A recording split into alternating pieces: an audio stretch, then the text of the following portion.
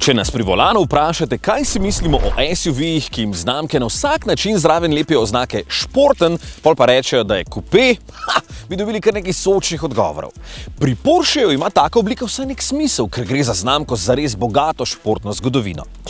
Ko ga pogledam takole od boka, vidim celo nekaj podobnosti z 911, ko se streha takole položno spušča proti zadku. To seveda pomeni, da je malo manj praktičen kot Cayenne SUV, ki ima bolj ravno odrezan zadek, ampak je takšen za nekatere pač bolj atraktiven.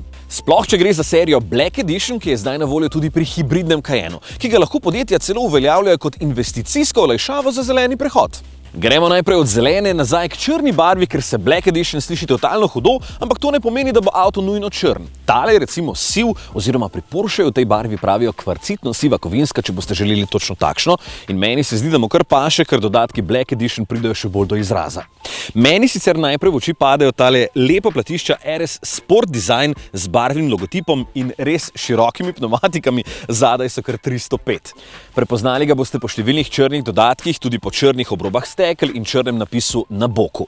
Serijsko ima HD matrične LED žaromete, ki fantastično osvetljujejo cestišče in ne motijo nasproti vozečih. Meni pa so še posebej všeč športni zaključki izpušnih cevi, ki dajejo tisti pravi videz in tudi ostalim povejo, da tudi s ta velikim Porschejem ni nobenega heca, pa čeprav na boku piše e-hybrid.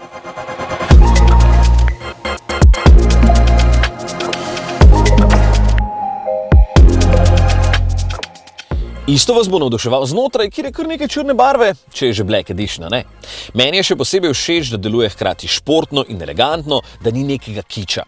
Še najbolj izstopata tile dve ročici, ki malo štrlita ven, ampak ostalo pa se lepo zlijo v celoto, tudi tale zaslon pred sovoznikom ni preveč moteč in tudi tale ura na armaturi ne štrli preveč ven, ker Porsche pač mora imeti, ne? Če slučajno pozabite, v katerem avtu sedite, je v vzglavnika tukaj vtisnjen še logo znamke, volan pa je po moje perfekten. Ravno prav velik, ravno prav debel, pa še 3 krake ima. Izdelava je itak brezhibna, kul detajl pa so še osvetljene črne letvice na pragovih. Evo, ničesar preveč, pa še vedno imaš vse, kar pričakuješ od avta, za katerega odšteješ kar konkreten kupček denarja. In olajšava za podjetja, ki sem jo omenil na začetku. Od 1. januarja 2022 imamo v Sloveniji 40% investicijsko olajšavo za zeleni prehod, kamor spadajo tudi hibridna vozila. To lahko podjetja izkoristijo v 5 letih po nakupu, če vlagajo v trajnostno mobilnost, je pa pomembno, da nakup vknjižijo kot vlaganje, kar pomeni, da lahko gre za lastna sredstva, kredit ali finančni, ne pa operativni leasing. In ker je takšen Cayenne hibrid, lahko služi tudi kot takšna investicija.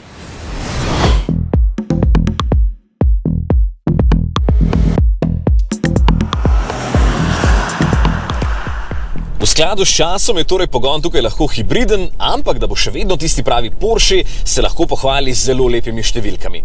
Končna hitrost je 254 km/h, pospešek do 100 pa traja 4,9 sekunde, zato se ni treba bati, da vas bo prehitel vsak lokalni dirkač, ker vi vozite hibrid. Tudi občutek je pravi, zato lahko mirno rečem, da je tole eden od najbolj, če ne celo najbolj športen SUV po občutku za volanom. Vse deluje malo bolj čvrsto, imaš občutek, da kontroliraš avto, da si del vožnje, čeprav je res, da ima kar 2,5 tone. Ampak ne deluje okorno, ne bom rekel, da je lahkoten, ker na zaprtih cestah se lepo čuti, da je dolg skoraj 5 metrov, se pa zato lepo pelje in ti daje tisto samozavest, da gre. Ni pa to mehak avto, česar verjetno tudi noben ne pričakuje od Porscheja. Upam, no? Pa spet, ne pričakujte, da se z njim ne morete peljati udobno. Za vožnjo po avtocesti recimo zelo prijeten, ker je tih in umirjen, če to želite. Zračno vzmetenje pa poskrbi, da lepo pobira vse cestne nepravilnosti. Vem, da vam bo zelo všeč, kako močne vmesne pospeške ima, zato tule tudi piše boost in ko pohodite pedal, pomaga konkretno še elektromotor, da so prehitevanja res hitra. To je priključni hibrid s precej veliko baterijo, ki bruto pospravi skoraj 26 kWh elektrike. Po podatkih tovarne lahko na elektriko prevoziš od 79 do 85 km, odvisno od opreme avta. Po zimi seveda malenkost manj, ampak še vedno bo za večino dnevnih poti več kot dovolj. In res je fino, da se baterija polni z 11 kW, da se lahko napolni potem tudi na javnih polnilnicah v dobrih 2,5 ure. Glede na to, da je omejitev parkiranja pri nas večinoma na polnilnicah 3 ure, je to idealno. Sam elektromotor ima 130 kW, bencinski motor je pa turbo 6 valjev, ima in 3 litre prostornine.